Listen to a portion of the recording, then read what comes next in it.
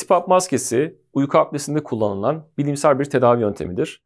Şöyle anlatabilirim. Ağza ve buruna oturan bir maske var ve hava üfleyen bir kompresör var. Buradaki tıkanıklığı sürekli hava üfleyerek açılmasını sağlıyor.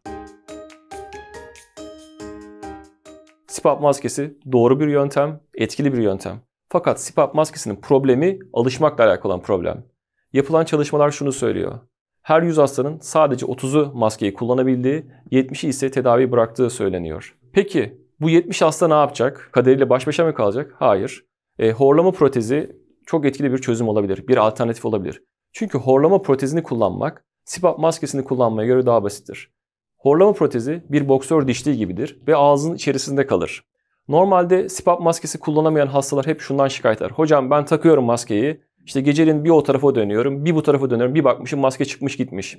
Horlama protezi ağzın içerisinde kaldığı için daha rahat kullanabiliyorsunuz, daha rahat adapte olabiliyorsunuz. Eğer CPAP maskesi kullanamıyorsanız üzülmeyin çünkü horlama protezi sizin için iyi bir alternatif olacaktır.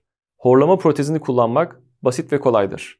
Sadece ağzın içerisinde kalıyor, her türlü yatabiliyorsunuz, her yere rahatça taşıyabiliyorsunuz, kullanımı son derece rahat.